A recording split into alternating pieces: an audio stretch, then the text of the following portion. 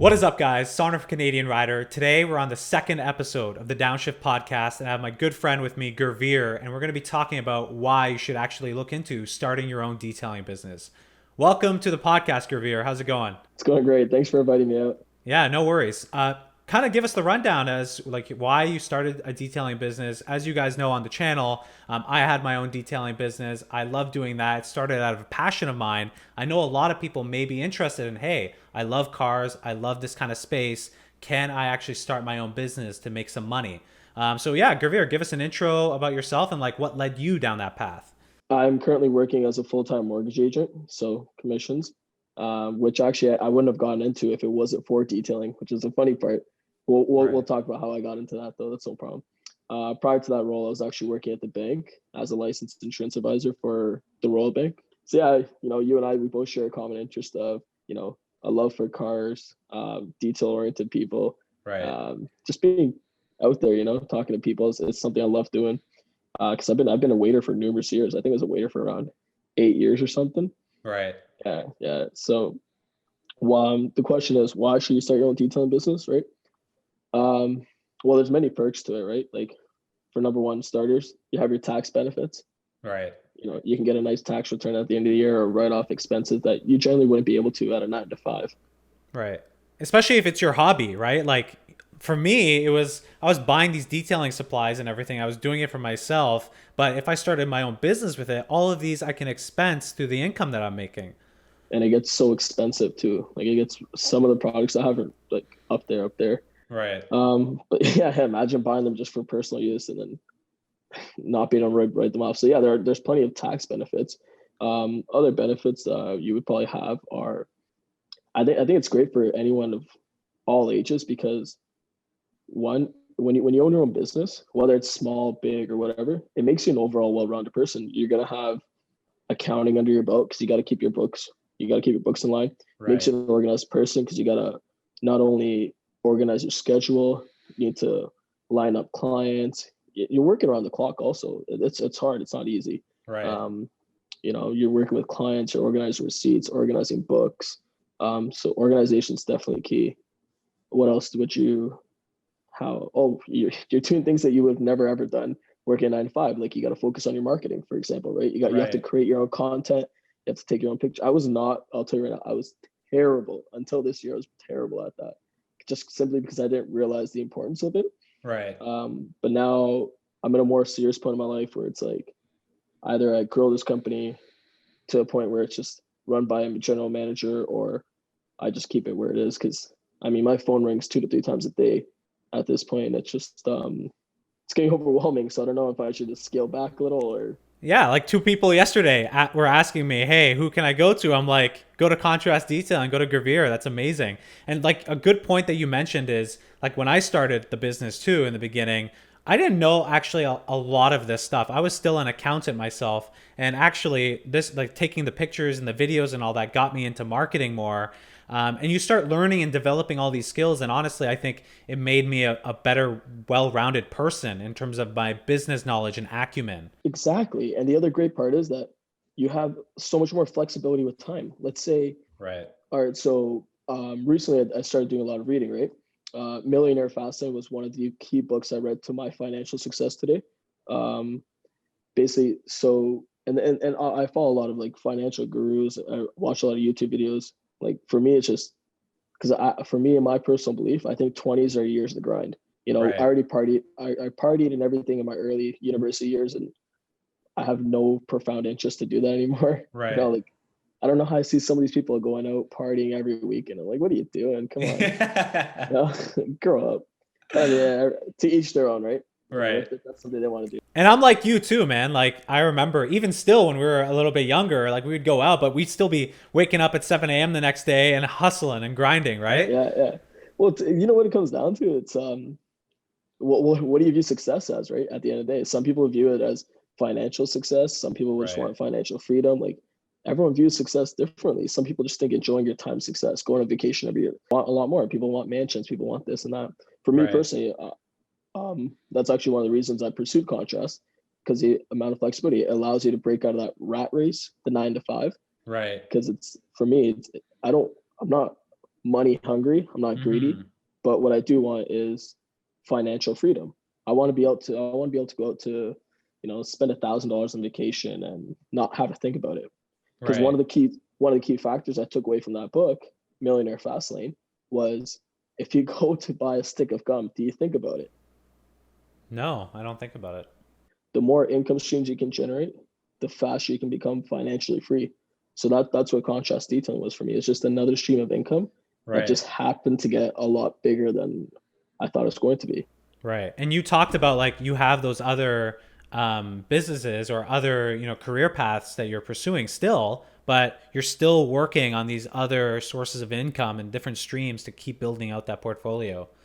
What are your five like tips that you would say for running your business, right? Running a small detailing business. What have you learned over the last couple of years that you can maybe educate somebody that's looking for starting their own business? And this is maybe tied to a passion of theirs.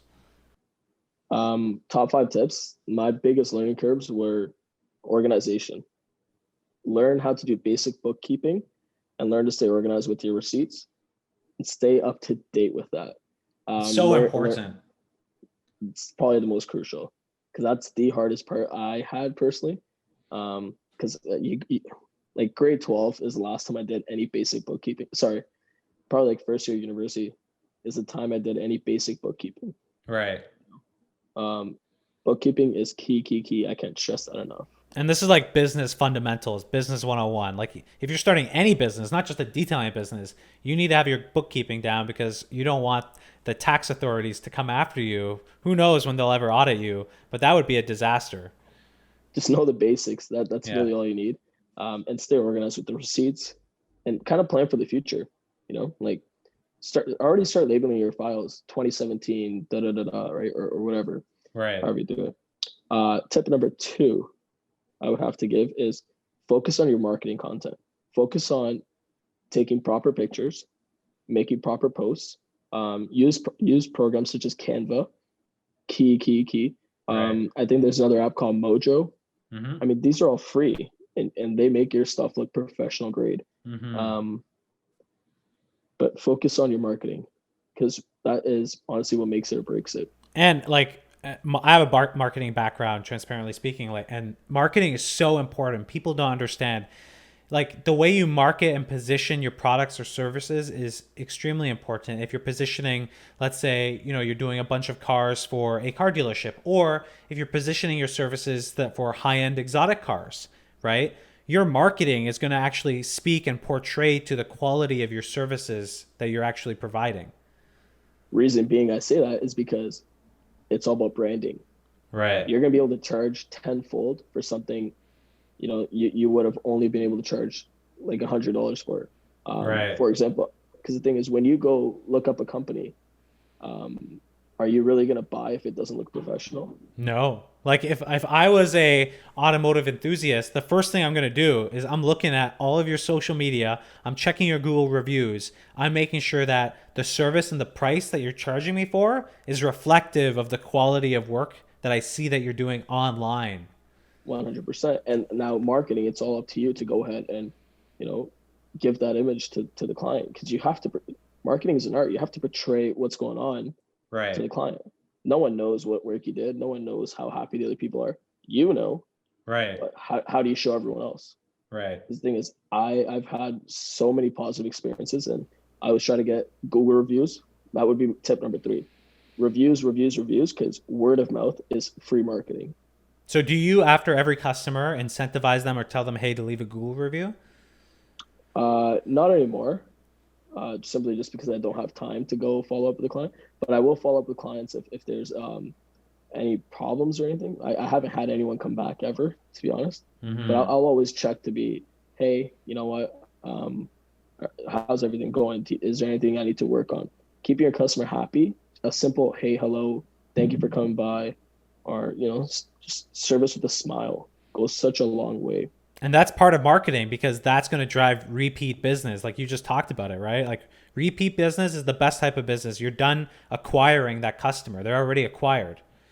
And the thing is, when that person goes and tells someone else, Right.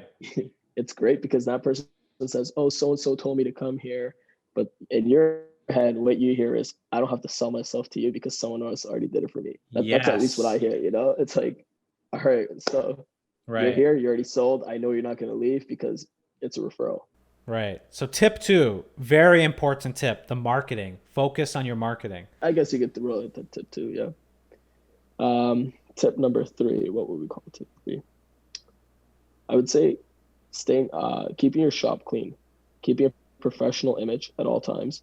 Um, like your shop needs to be clean, your supplies need to be clean, your pads need to be clean, making sure it's every single night after people leave, it looks professional, so that when, imagine a client pulling up and your shop is all over the place, you Yeah. know. Yeah. I am not taking my card to that person. Right. Yeah, because now if you're doing this great marketing and you have this image online, it needs to be reflective when the customer walks into your shop. Yeah. Tip number 4, this is a very crucial one as well. Do your research, know your products, know your market, focus on a niche. If your niche is supercars, stick to supercars. Advertise your supercars, talk to people with supercars. Know everything there is about a supercar. What part goes where? Why is this? Focus on your niche. Do your research. If your niche is ceramic coating, focus on just advertising ceramic coatings. But the thing is, you need to do your research. Sit on YouTube. I watched a lot of AMO NYC, a lot. Yeah, I I love watched. I Larry. can't. I can't tell you how many hours I've watched. I've watched this entire professional series. I've gone and practiced it. Man, like, you have to practice. You have to do your research. He's a fanatic. He's crazy. But yeah, just like the same thing you just mentioned, that is all learning material online, easy to get to. It's on YouTube. Um, Tip number 5. We've gone over marketing. We've gone over accounting. We've gone over being clean, learning. I wouldn't even know what else to say for tip 5, to be honest. You know what? I'm going to jump in on tip 5. I think this is important. You have to, if you're doing this, and I talked about it earlier, you have to have a passion for what you're doing. Honestly, I'm a big believer in that. Like, there's this book that I just started reading. It's actually right over here. It's by Angela Duckworth. It's Grit. And in this book, she talks about, and she really looks at all of these successful people across various industries. And what do they all have in common? They all have a passion and perseverance to succeed that has made them successful. They're not smart. They're not openly saying they're geniuses. They're not openly saying they're tycoons. All they have said was, listen, I had a passion for this. I wanted to succeed. And, there was obstacles in front of me, but I continued to persevere and persevere. I think that's my tip number 5. I could agree with that because I'm going to add on. I will tell you right now, having a business is one of the hardest things I've ever done, because honestly, sometimes you're just pushing, you're doing everything right. And it just feels like, oh my God, things aren't rolling my way. Things aren't just going anywhere. It's just, Right. you try so hard sometimes and you feel lost. But the thing is, I'm so happy I did it that another day, because that next day, boom, skyrockets. I swear to Right. God, there will be times I will have no calls for a day or two because the weather's going down, right? And then you start Right. thinking, oh my God, oh my God, oh my God. I'm going to add on to something. Save your money. Have a rainy day fund. I'm going Right. to incorporate that to accounting, and do a lot of reading. So adding on to number 4, like you said, you read Grit. Another book I would recommend people actually is Scale with Speed. The number 1 formula. Tell us a little bit about this. Basically, this book just focuses on having, if you have a business, how to grow it, because it talks about, you don't want to focus on slow growth. You don't want linear. You want exponential growth. If you're not number 1, you're number 0, I guess, whatever, right? But the thing is, it's focused on having exponential growth, and I really do recommend this for people. It's going to give you that motivation. It's going to give you that motivation. It's going to give you the guidance. And the thing is, it's such an easy read. At the end of every chapter, there's summaries. If you don't want to read the entire book, just read the summaries. Read the key points, the key takeaways. This book's definitely number 1 for me. I use this for real estate. I use this for, contrast, anything really. Great recommendation. I'm going to actually make sure I link that book by Judge Graham. I'm going to link that book and Grit by Angela Duckworth in the description box down below so you guys can read that. Okay, that sounds like that's amazing. Gurveer, thank you so much for the tips, talking about a detailing business.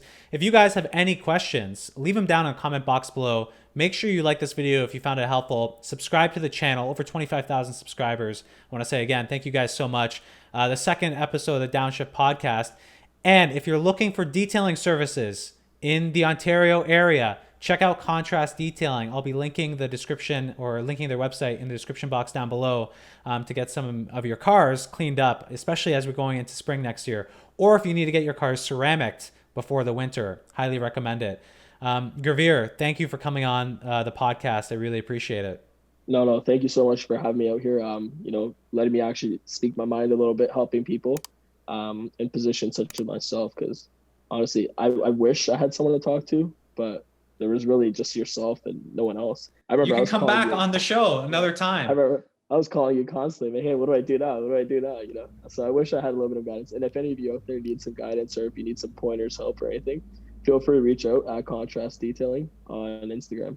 Sweet. All right. Thanks, Gurveer. And I'll see you guys in the next episode of the Downshift Podcast.